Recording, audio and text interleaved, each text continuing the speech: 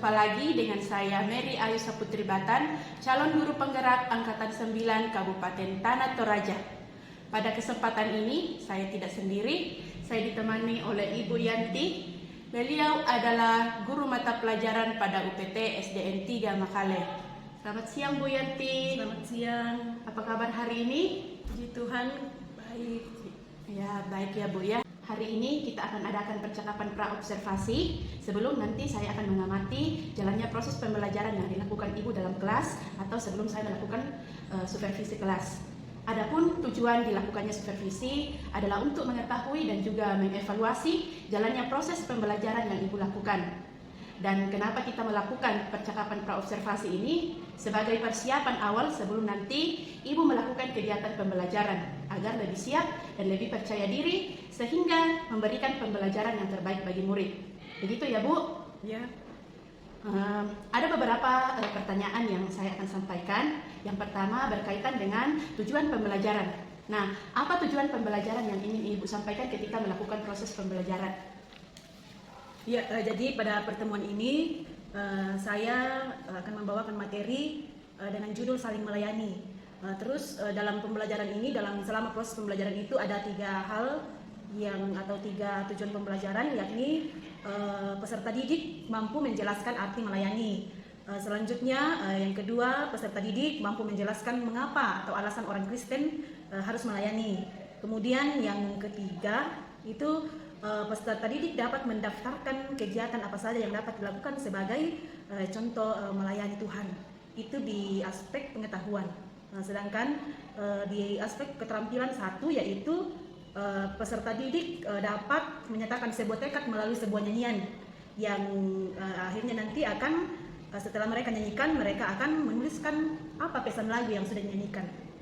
Oke, baik Bu. Berarti ada 4 tujuan yang akan Ibu capai dalam proses pembelajaran ini. Untuk pengetahuan ada 3 ya. Dan untuk pengetahuan ada 1. Nah, bagaimana dengan area pengembangan yang ingin Ibu capai atau yang ingin Ibu lakukan bersama? Iya, jadi selama proses pembelajaran itu ada 2 area yang akan saya capai. Area yang pertama itu dalam hal sikap pengetahuan. Ya. Kemudian yang kedua itu adalah keterampilan. Ya. Oke, berarti ada 2 area pengembangan yang akan Ibu kembangkan, yaitu pengetahuan dan keterampilan.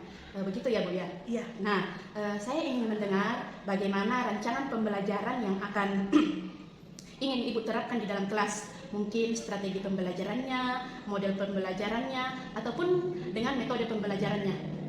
Iya, jadi dalam proses pembelajaran itu saya merancangkan metode pembelajaran itu ada ceramah, ada berdiskusi, kemudian ada kerja kelompok. Jadi itu metode yang saya rancangkan dalam proses pembelajaran ketika tiba harinya nanti. Oke, baik Bu. Jadi rencana Ibu di dalam proses pembelajaran nanti Ibu akan menerapkan metode ceramah, ya, diskusi dan kerja kelompok. Nah, bagaimana dengan media pembelajaran yang akan Ibu gunakan di dalam kelas? Iya, tentu media yang saya akan gunakan itu termasuk fasilitas yang memang sudah ada di sekolah, LCD, LCD yang ada, kemudian ada buku ya. Buku paket yang sudah tersedia dengan referensi-referensi yang lain, dan yang terutama dalam pendidikan agama Kristen dan budi pekerti itu yang sumber utamanya itu yaitu Alkitab. Oke, jadi kapan rencana Ibu melaksanakan proses pembelajaran pada materi ini, di kelas berapa dan tanggal berapa? Iya, jadi rencana pembelajaran ini saya akan laksanakan pada tanggal 29 Februari, hari Kamis di kelas 6C. Oke. Pada jam pertama atau jam keberapa Ibu? Iya, kebetulan jadwal untuk pendidikan agama itu pada jam keempat setelah istirahat pertama. Oke, baik Ibu. Jadi pada tanggal 29 Februari pada hari Kamis saya akan datang di 6C setelah jam istirahat pertama untuk melakukan supervisi kelas. Jadi saya akan melihat dan mencatat hal-hal apa saja yang terjadi di dalam kelas ya Bu? Iya. Nanti setelah kita melakukan kegiatan observasi atau pembelajaran di dalam kelas, kita akan adakan percakapan yang terakhir ya Bu, percakapan pasca observasi, yang nanti juga akan didampingi oleh pengajar praktik saya dari pendidikan guru penggerak. Oh iya, iya. Baik Ibu, pertanyaan terakhir saya, apa yang bisa Ibu dapatkan dari percakapan kita hari ini? Ya, tentu banyak hal yang didapatkan. Yang pertama itu adalah gambaran pembelajaran yang saya akan laksanakan. Jadi melalui pertanyaan dan penjelasan saya itu sudah ada gambaran hal-hal apa saja, langkah-langkah apa saja yang saya akan tempuh dalam pembelajaran ketika saya belajarkan materi ini. Oke, baik Ibu, terima kasih atas waktunya, sudah bersedia meluangkan waktunya untuk berbincang-bincang dengan saya pada kegiatan praobservasi ini. Sampai ketemu di kegiatan observasi pada hari Kamis di kelas 6C ya Bu. Ya. Oke. Baik, demikian percakapan kita hari ini. Sampai bertemu di kegiatan observasi di kelas dan juga percakapan pasca observasi. Selamat siang dan terima kasih banyak Ibu Yanti. Selamat siang, sama-sama Ibu Mary. Selamat pagi. Selamat pagi, Bu. Bagaimana kabarnya hari ini? Kita ulang sama-sama ya, melayani. Melayani lebih sungguh. Kita berdoa dulu sebelum lanjut. Ya, lagu tadi itu mau mengantar kita masuk dalam pelajaran kita hari ini, karena hari ini kita masuk di pelajaran 10 ya, tentang melayani. Nah, sebelum masuk, ya tentu kita ingat kesepakatan kita bersama bagaimana ketika kita belajar. Ya, masih ingat ya? Kalau ada yang mau keluar, boleh keluar, tapi harus ya masih ingat. Jadi masih ingat kesepakatan kita dari awal, kesepakatan kelas kita. Nah, minggu lalu kita belajar tentang bermain sambil memuliakan Tuhan. Nah, masih bagian dari itu bagaimana kita memuliakan Tuhan, termasuk dalam hal melayani. Nah, melayani topik kita hari ini di pelajaran 10 saling melayani. Jadi materi kita hari ini pelajaran apa tujuan pembelajarannya di sini. Jadi nanti setelah kita belajar di materi atau pelajaran 10 ini, kita akan pertama itu mampu menjelaskan arti melayani. Jadi kita bisa menjelaskan arti melayani. Kemudian kita bisa mengidentifikasi bentuk-bentuk kegiatan sebagai wujud melayani dalam setiap dalam kehidupan kita sehari-hari. Oh, ini melayani. Kemudian 3, menjelaskan alasan orang Kristen harus melayani. Mengapa sih orang Kristen harus melayani? Nah, yang keempat itu di keterampilannya nanti kita bisa menyatakan sebuah tekad. Ketika kita sudah mengerti artinya, bentuknya, alasannya, maka kita akan menyatakan sebuah tekad untuk mau melayani, saling melayani melalui sebuah lagu dan akan ada pesannya. Apa pesannya? Ya, jadi itu tujuan pembelajaran kita dalam pelajaran atau materi kita hari ini. Nah, anak-anak coba, adakah yang belum pernah mendengar kata melayani? Oh, rupanya sudah ya. Semua sudah pernah mendengar kata melayani. Nah, kira-kira ibu guru mau tahu dulu kira-kira melayani itu apa? Ya, Karisa memberikan. Ya, menurutnya Karisa, melayani itu memberi bantuan kepada orang lain. Nah, yang lain? Kalau begitu, Ibu Guru, pertanyaan kedua. Siapa saja yang boleh melayani? Semua orang. Ya, sepakat semua Orang. Kenapa kita harus melayani orang yang ada di sini? Kenapa kita semua harus melayani? Karena kita adalah makhluk sosial. Nah, saya bilang, oh kita ini manusia, kita ini adalah makhluk sosial, makanya kita ini harus melayani, harus saling membantu karena sewaktu-waktu juga kita membutuhkan orang. Ada yang lain? Coba kita lihat buka buku kita halaman 81. Pelan-pelan kita akan melihat apa melayani itu. Kira-kira apa sih melayani itu? Apakah pendapat kita di awal itu melayani itu membantu sama dengan arti sebenarnya? Coba dibuka halaman 81. Sudah lihat semua?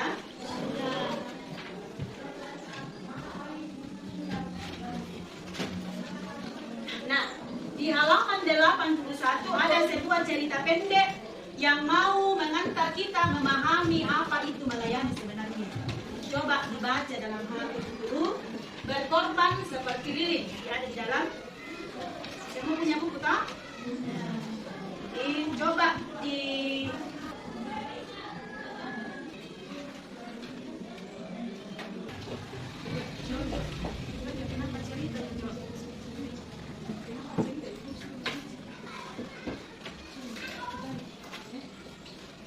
Nah, ini cerita yang singkat tetapi maknanya itu luar biasa dan kita bisa melihat nanti kira-kira melayani itu apa dan bagaimana sebenarnya seharusnya kita dalam hal melayani. Ya. Nah, di bawah di cerita ini kira-kira kalau dihubungkan dengan melayani Tuhan apa yang dapat kita pelajari tentang ini cerita ini? Kalau kita menghubungkan dengan melayani, hah? Ayo. Tidak ada, ya dari dulu kita ibu sampaikan bahwa tidak ada pendapat yang disalahkannya. Nanti kita tuliskan sama-sama kalau belum pas. Melayani itu berarti kita harus, melayani itu lagi berkorban itu melayani. Apalagi yang kamu dapatkan dari pelajaran dari cerita ini dihubungkan dengan melayani. Ya, jadi dari pengertian tadi melayani itu yang kamu sampaikan, Kalisa sampaikan di awal. Dengan cerita singkat yang kita sudah baca itu dapat kita melihat bahwa melayani itu berarti melibatkan dua pihak ya. Jadi di sini kita mau mengambil sebuah kesimpulan bahwa melayani itu seperti ini. Melayani itu melibatkan dua pihak, yang satu menjadi subjek dan satu menjadi objek. Jadi objeknya itu yang dilayani dan subjeknya itu yang melayani. Jadi melayani itu adalah menyiapkan apa-apa atau memberikan sesuatu kepada orang lain sesuai dengan kebutuhannya, ya. Sesuai dengan kebutuhan atau dengan kata lain, melayani itu adalah menjadi hamba bagi orang lain. Mungkin. Nah, jadi sampai di sini bisa menjelaskan arti melayani? Bisa ya? Ya, jadi bisa dijelaskan berarti sesuai dengan yang disampaikan Kalisa tadi, sesuai dengan pengertian yang kita dapatkan hari ini, sama ya, membantu atau memberikan sesuatu kepada orang lain. Nah, itu yang disampaikan Kalisa di awal. Jadi itu namanya itu yang artinya melayani secara sederhana, melayani. Nah, sekarang kita mau melihat bentuk-bentuknya. Apa saja bentuk-bentuk pelayanan dalam kehidupan kita sehari-hari. Nah, di sini ada lembar kerja yang ibu guru siapkan. Dan di bawahnya itu ada beberapa kata ya. Boleh diperhatikan dulu di layar. Sebelum ibu bagikan. Nah ini. Jadi kita mau mencari bentuk-bentuk contoh melayani dalam kehidupan kita sehari-hari. Di situ ada beberapa kata. Ya dalam kolom yang warna kuning itu ada beberapa kata. Dan tugas kita adalah mencari 5 kata yang menurut kita ini contoh melayani. Kan tadi kita sudah mengerti, ini melayani itu membantu. Sesuai dengan kebutuhan orang, menjadi hamba.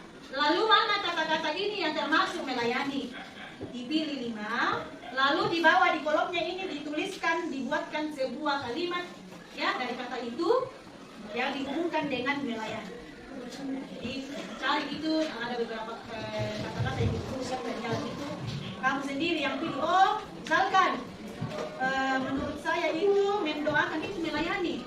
Nah, pilih satu mendoakan, lalu buatkan kalimat itu dihubungkan dengan melayani. Ada yang mau ditanyakan? Lagi kan? Jadi di atas di sini pilih 5 ya. Ada petunjuk kerjanya di atas. Pilih 5. Nah, pilih 5 kata yang ada pada kolom yang merupakan bentuk melayani atau contoh melayani. Kemudian buat kalimat yang menunjukkan pelayanan. Per orang ya. Jadi dalam tidak mesti sama di dalam kelompok ini sama per orang ini dikerjakan masing-masing. Jadi bisa saja yang sampingnya berbeda kata-kata yang dipilih.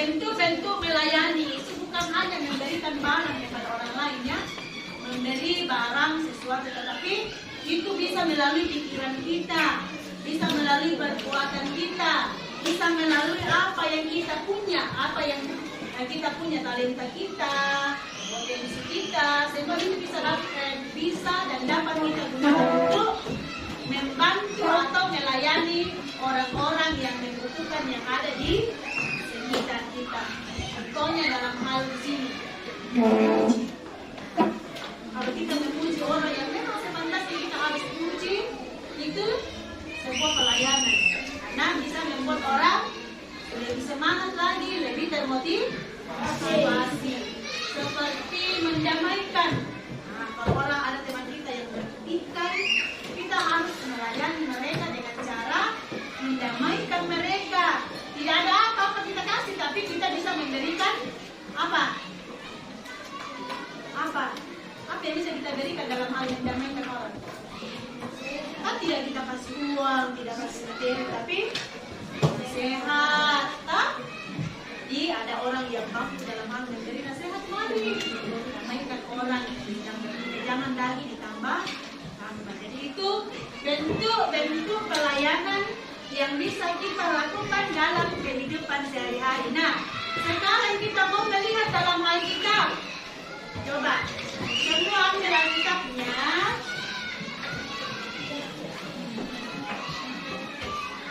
Ada yang bisa membacakannya? Berdiri di tempat saja dengan suara yang nyaring. Roma 12 ayat 11. Siapa yang berani? Ya, coba bisa berdiri. Roma pasal 12 ayat 11. Janganlah hendaknya keracunan bersabar, biarlah kamu menyala-nyala dan layanilah Tuhan. Ya, sama-sama baca sama-sama ayat 11. Janganlah hendaknya keracunan kendor, biarlah rohmu menyala-nyala dan layanilah Tuhan. Selanjutnya 1 Timotius, 2 Timotius. Sama-sama ayat 3, 2, 3.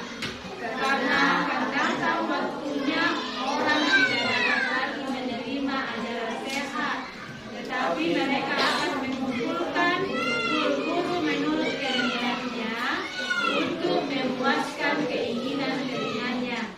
Mereka akan memalingkan telinganya dari kebenaran dan membukanya bagi dongeng. Tetapi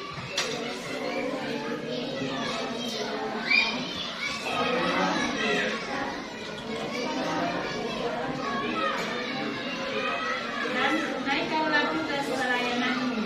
Mengenai diriku, darahku sudah mulai dicurahkan sebagai persembahan, dan saat kematianku sudah dekat. Aku telah mengakhiri pertandingan yang baik, aku telah mencapai garis akhir, dan aku telah memelihara iman. Sekarang telah tersedia bagiku mahkota kebenaran yang akan dikaruniakan kepadaku oleh Tuhan, Hakim yang adil pada harinya, tetapi bukan hanya kepadaku, melainkan juga kepada semua. Oke, silakan duduk. Terima kasih. Terima kasih yang sudah membaca ya. Nah, dari bacaan dua teks Alkitab itu, kalau kita baca sama-sama, kira-kira siapa saja yang bisa melayani itu kata Rasul Paulus? Siapa saja yang bisa melayani itu? Melayani, yang mau melakukan pelayanan. Coba, di mana itu? Di tempat mana tadi itu yang jelas? Timotius, 2 Timotius. Di mananya? Di Roma atau di Timotius?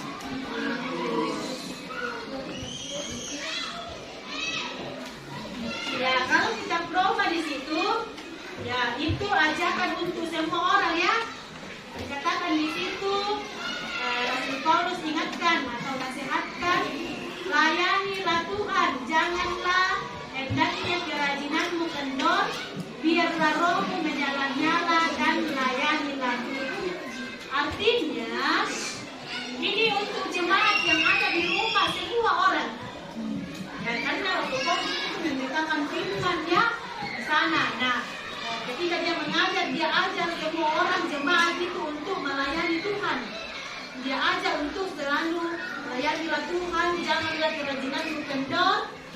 biarlah rohmu menyala-nyala. Jadi dia mengajak semua orang. Jadi dalam hal ini Rasul Paulus melalui kitab Roma sudah menyampaikan bahwa yang melayani itu adalah semua anak-anak Tuhan atau murid-murid Tuhan, atau dengan kata lain semua orang Kristen harus melayani. Semua dalam kitab Timotius saja menuliskan melayani dengan cara memberitakan firman Tuhan, melakukan pelayanan Tuhan dengan setia. Bahkan dalam di situ ada contohnya mengatakan hal yang benar. Jadi pelayanan itu bukan hanya ketika kita memberitakan firman, ketika kita berada di gereja, ketika kita ibadah pagi dan berdiri di depannya teman-teman di bawah, tetapi melayani itu bisa melalui bentuk-bentuk seperti yang kita dapatkan tadi di beberapa kata yang disampaikan, dan terlebih khusus yang disampaikan Paulus dalam kitab Timotius tadi apa itu? Jadi itu yang harus diingat, ya, tidak hanya pendeta saja yang mau melayani, tapi semua. Nah, apa saja? Kalau kita bukan pendeta, kita bukan orang yang dipilih di gereja melayani, apa pelayanan yang bisa kita lakukan? Rasul Paulus bilang, kalau salah katakan, itu juga pelayanan, mengatakan yang benar, ya, mengatakan atau menyampaikan yang benar. Nah, jadi segala sesuatu yang kita lakukan kepada orang lain itu kita lakukan sebagai pelayanan kita kepada Tuhan, sehingga semua orang Kristen harus melayani. Jangan berpikir bahwa pendeta saja, guru saja yang melayani, tetapi semua baik anak-anak sampai orang dewasa itu harus melayani. Nah, selanjutnya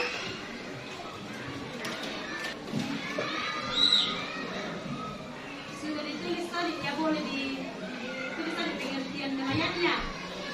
Nah, yang berikut menjadi catatannya, ditulis dulu.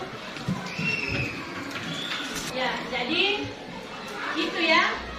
itu alasannya mengapa kita orang Kristen itu harus melayani.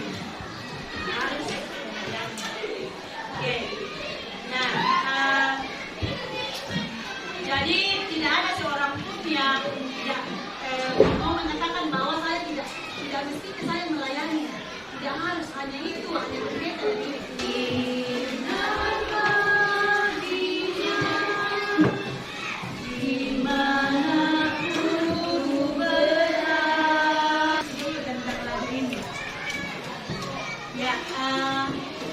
kira-kira itu bersinar di sini, kan dia katakan Yesus menginginkan diriku bersinar baginya. Bagaimana caranya kita bersinar bagi Tuhan? Bagaimana caranya kita seperti lilin bisa menyala bagi Tuhan? Apakah juga perlu dikasih api? Ya, bagaimana caranya? Melalui apa kita bisa bersinar, memberikan sinar kita kepada Tuhan? Melayani dengan cara kami melayani, tapi dengan contoh-contohnya melayani apa? Menolong. Tadi di awal Ibu sampaikan 4 tujuan pembelajarannya, ya. 1, menjelaskan arti melayani. Sudah bisa menjelaskan arti melayani? Boleh disebutkan kira-kira melayani itu apa lagi?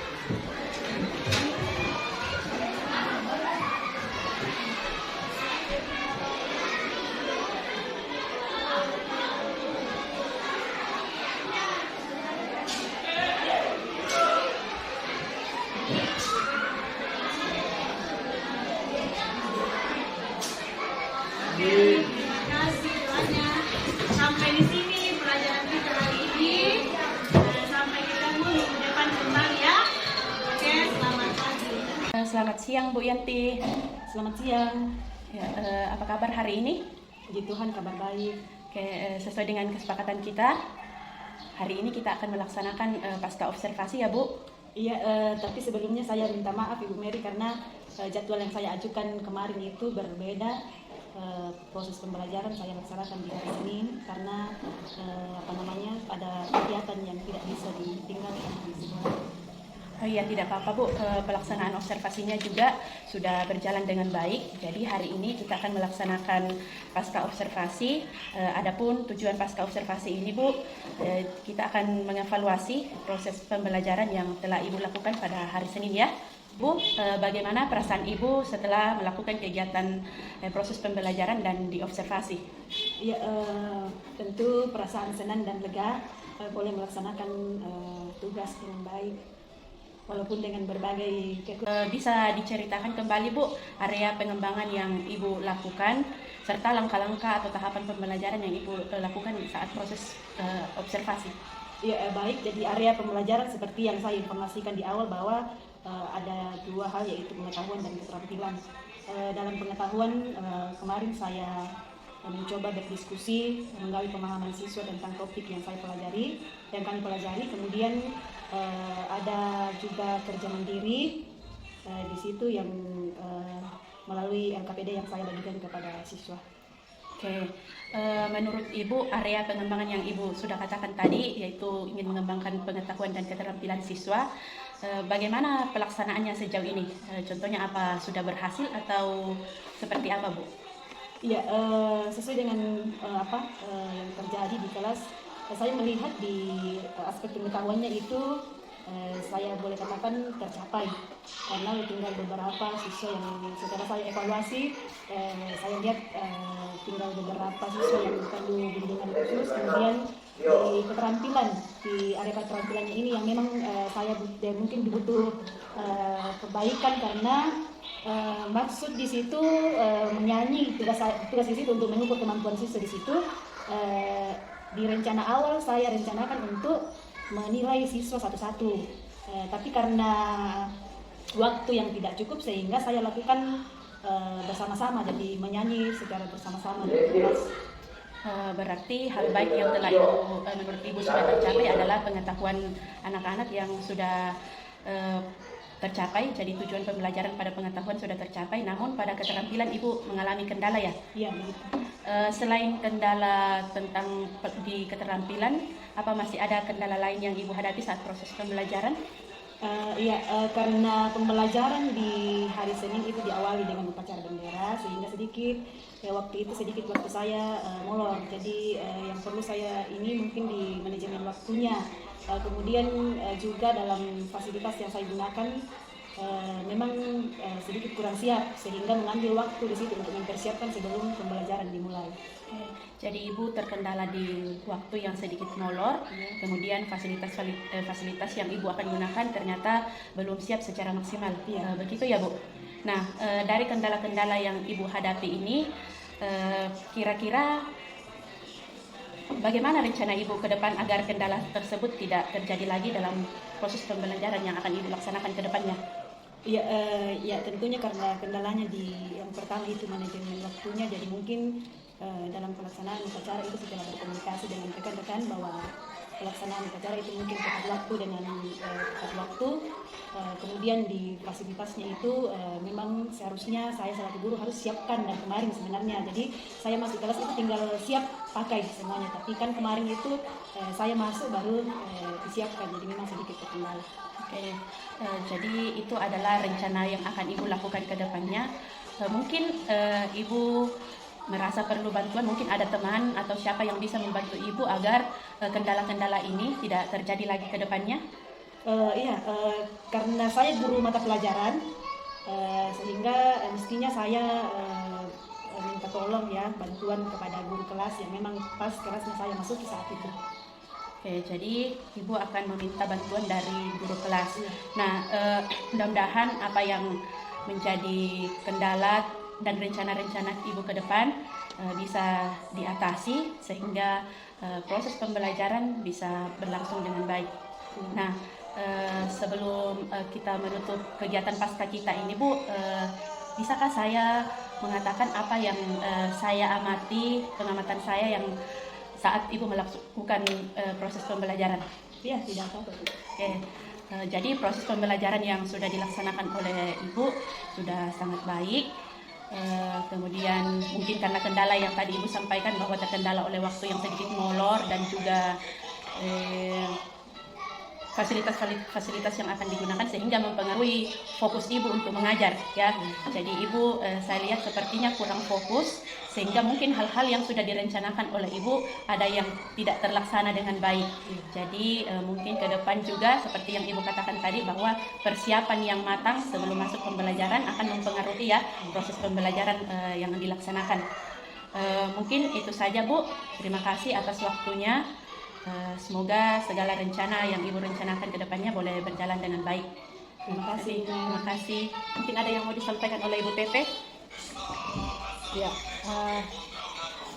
terima kasih Ibu Mary sudah melakukan rangkaian kegiatan observasi tentang bagaimana menciptakan pembelajaran yang mengembangkan potensi siswa, kemudian berfokus juga kepada manajemen kelas ya.